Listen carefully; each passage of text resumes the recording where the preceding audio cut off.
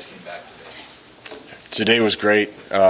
You never quite know what you're going to get for a response from the guys, and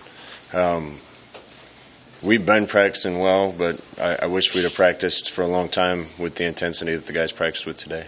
Did the film review tell you anything you didn't think you saw Saturday, or was it about what you thought you saw? It's about what we thought, except as bad as it looks, we weren't that far away from plays. There was a lot of times we had runs fit up right. The gap was just a little too big, and there was one guy there to make it, and we didn't make it. And one more block on a couple plays on offense, and it's different. And again, any one of those things doesn't change the outcome of that game. We got whipped pretty good, but we weren't that far off from making a bunch of things work that didn't. Just your overall thoughts on the offensive line, where it's at, where it needs to go, if some younger guys need to be involved. Where are you thinking about that group? We got to keep getting everybody on the roster better. We've been in that process since we got here, and we're going to continue to do it. We got a couple young guys that I think are getting close to being ready to play at guard. Other than that, we're playing the guys that give us the best chance to win. We just got to make sure we keep working and coaching and trying to make guys we got better. When you look at the growth of your line for the future, how big is tackle recruiting for you this next year? Just getting more competition at that position specifically. Recruiting's big for us all over. We didn't look like Michigan looked on Saturday, and that's the part that recruiting gets you. We got to continue to recruit well. Great thing right now for us in recruiting is I think we're going to be go out and tell people, hey, this is a big-time place and an unbelievable environment to play, and there's going to be an opportunity if you come in and compete to play early because of our holes and lack of depth in some places. What particular position did Michigan look the part I want us to look more like that physically in coming years? Pretty much all of them. We ran a bunch of young guys out there, and they're going to be. We got some young guys that are going to be great players. But they have 22-year-olds out there, and we had 18-year-olds in some positions. They've recruited well for several years with Harbaugh. They've developed well. That's where I want us to be in a couple years. But hey, we're going to fight right now, and the guys we got are good enough to be a really good team if we put it all together. Is it safe to say right now, Scott, that Adrian will be your starter on Saturday? Yes, that's safe. And is it, how helpful might that be to the team, just to have that knowledge? More than anything, just having one guy getting the reps with the first group. Other than going into Colorado, we haven't played a game where we had one guy getting the reps that was going to play in the game, and that only lasted for 3 quarters. Both those guys, I think, have done a good job. They were under duress on Saturday, but Bunchy came into a good job. Adrian battled, and experiences like those are great for him to get, even though the outcome was very bad. What about your offense? Did you kind of expect in terms of maybe struggles, and what has surprised you? What do you think you guys have done well through 3 games? At times, early on, we look like a team that we need to look like, particularly in the Colorado game. There was a couple drives where we got things rolling and started using tempo and started gashing Troy, but it just wasn't consistent enough. I don't know how many first downs we had Saturday, and I don't care, but there weren't very many times Saturday where it looked like I want it to look.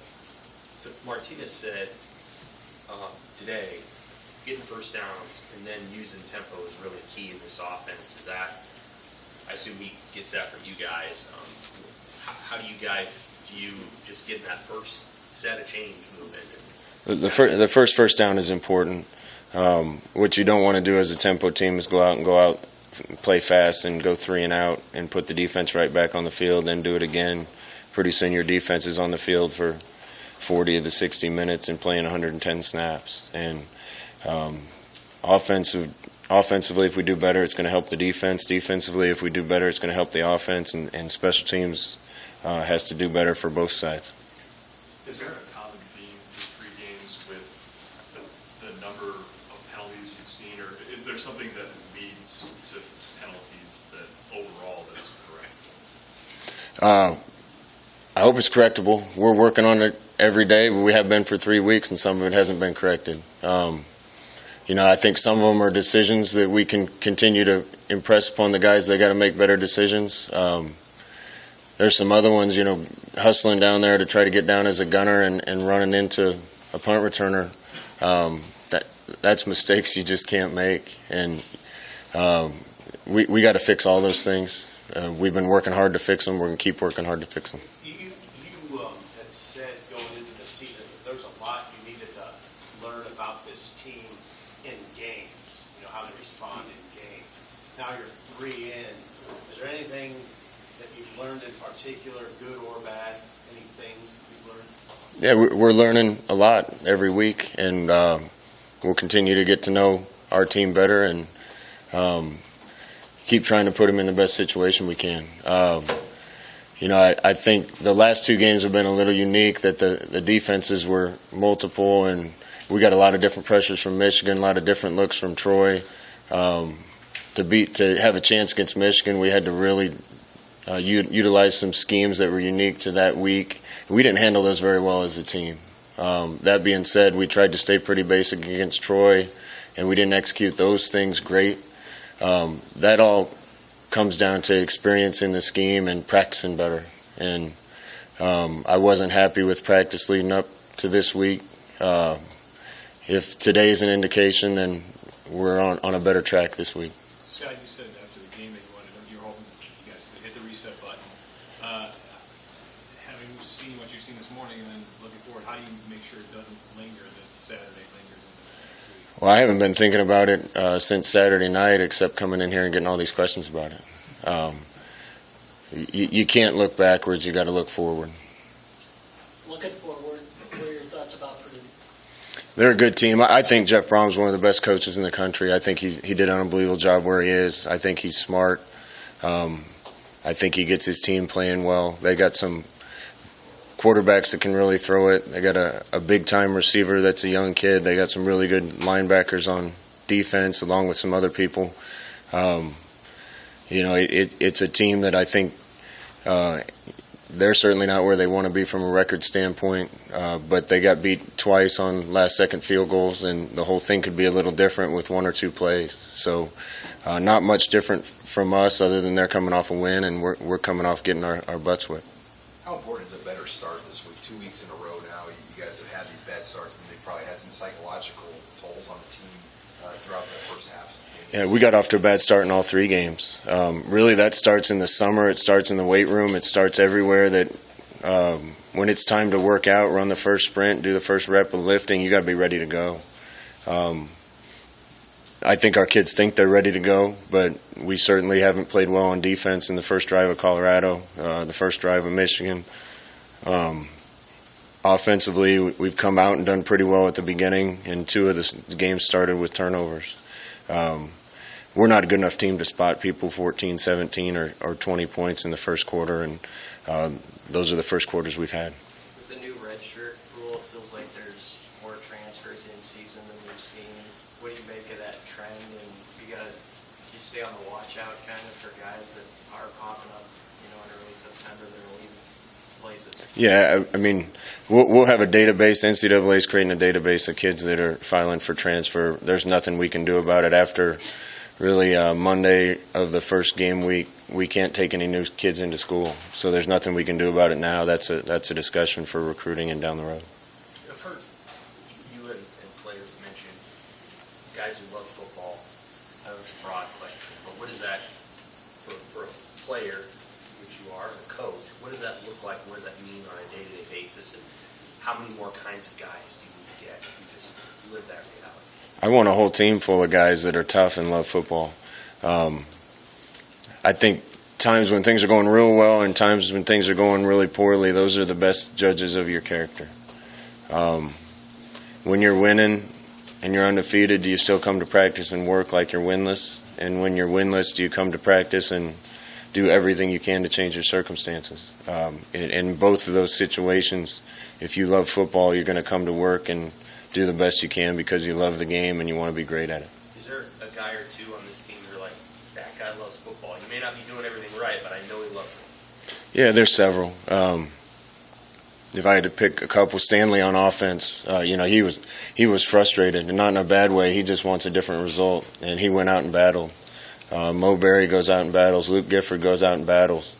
And we got a bunch of those guys. I'm not sure we have a whole team of them yet, and we want to get there, but there's several guys doing things the right way. I know you talked to Coach Osborne a lot. Have you talked to him since Saturday, and kind of what's his advice to you through a tough start like this? My impression is he probably fishes on Sunday and Monday, so I usually see him about middle of the week. But Scott, for you personally, I mean, this is something you haven't experienced this a lot in your career. I mean, personally, how difficult is this for you? Nobody's more frustrated than me. But I'm also never going to panic. I know what we're asking the guys to do works. Maybe this is a little bigger fix, or it's taken longer than what I expected, but there's no question in my mind that we're going to get it fixed. I came here for a reason. I had other opportunities, came here for a reason, because I want to be here. This is the team I want to coach. We're doing the same things that we've done with other teams to turn them into winners. In fact, we're working harder at it. It's going to come. Summer's not here yet, but it's coming. Sooner or later, it's coming. With the way that losing the game against Akron and the way the non-conference season went, have you changed much about what you think in terms of how you're going to use the 4-game redshirt rule? I know it's sort of an ongoing conversation. Yeah, I think that's a conversation for down the road. Right now, we're focused 100% on Purdue. They need this win. We need this win. I know their coach wants to win, expects to win. We want to win, expect to win. We're not changing anything we do, not even our approach to what's best for our kids, our young kids, or when they're playing and when they're not. As we get further along down the season, we'll evaluate which kids have played how many games, and if there's opportunity to get some young guys in that are ready, we'll continue to make those decisions each week. How would you characterize the psyche of the team? How would you describe it? I think they're anxious for the results to change. The majority of the team, I think, is frustrated and wants to go to work to change it. I'm not sure it's 100%. I can't look into the mind of each kid. But judging on how they came out in practice today, I saw a bunch of guys that are fighting back to make it different. Luke Gifford was saying you guys have had good Mondays, but you guys need to have better Wednesdays and Thursdays. How much of that has to do with getting in the film room on their own time and doing all the details after practice? It's everything. I'm not sure it's film room as much as just coming ready to go every day and understanding that you win the game on Monday, Tuesday, Wednesday. We started off the week really well last week, and then it got progressively worse on Tuesday, Wednesday, Thursday. I'm not sure why. Hopefully it doesn't happen this week. Our best week of preparation was the Colorado game week as a whole. And I talk about being better every single day. We weren't better in preparation the last 2 weeks.